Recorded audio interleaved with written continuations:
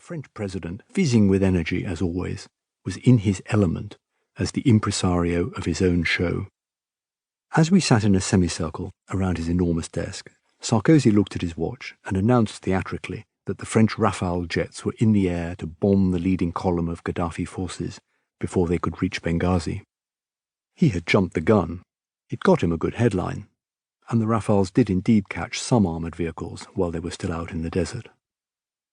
The really significant moment at that pre-conference session was when Clinton asked the American Chief of Joint Operations accompanying her to set out US plans. The imposing figure of the general rose to his feet, 2 rows of medals glinting on his chest.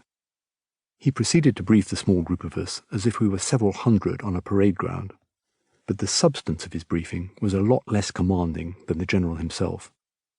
He spelled out the implications of what President Barack Obama had already told Cameron and Sarkozy in separate secure phone calls several nights earlier, that this was to be the opportunity for the Europeans to take the responsibility for sorting out a security crisis in their own backyard. The US would take part in airstrikes for the first week, but would then take a back seat, limiting their support to some specialist assets that only they could supply, such as tanker aircraft and search and rescue assistance. To make the point even clearer, Obama had decided that US military officers serving in NATO posts would play no part in the NATO operation. As I listened to the general on that Paris morning, spelling out that the US would play a secondary role in the Libya operation, I knew that this was a turning point. Obama was sending the clearest of messages about changing US security priorities. For most of the 20th century, the Americans had seen Europe and its neighbourhood as central to their security. When the Europeans appealed for help, the US cavalry came riding over the hill to their rescue, often with a delay, but usually with decisive effect. That was true from the First World War right through to the conflicts in Bosnia and Kosovo in the 1990s. In Paris on that March morning, we learned that the global geometry of power had shifted decisively. US attention was turning to the emerging threat to their position in Asia from China. This decision to stand back from the Libya conflict was a harbinger of a fundamental strategic shift in Washington, which accelerated after Xi Jinping took the reins of power as party leader in 2012 and proceeded to mount a much more open bid to shoulder the US aside in East Asia. There was another factor in play as well.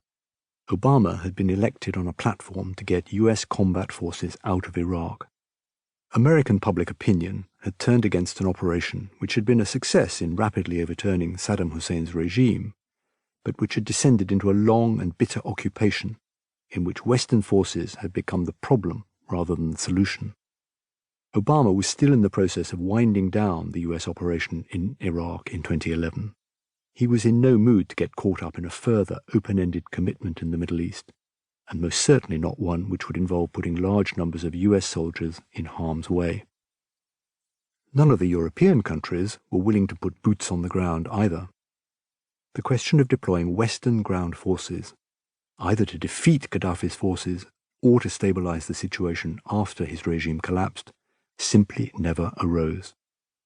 Libya marked the end of a cycle in Western thinking about how to safeguard security and protect core values. During the Cold War, NATO members spent 40 years at high readiness for full-scale war. In the 10 years after 1989, the US regularly dispatched its armed forces to intervene in other countries' affairs under the banner of upholding international peace and security, with enthusiastic support from the British and varying levels of support from other allies. The experience of occupying Iraq after 2003 broke this cycle. It destroyed public confidence that the cost in lives and money produced any benefit, either for Western security or for the countries Washington and London were trying to help. The Iraq effect restricted the West's options in Libya to using economic pressure and airstrikes to try to protect the civilian population. Once the regime fell, the new National Transitional Council was never able to impose its authority across the country and prevent a slide into anarchy. So the careful preparations for the aftermath, the stockpiling of immediate humanitarian aid in Tunisia, and the planning for longer-term support to a new government in Tripoli, could not be put into effect. Since NATO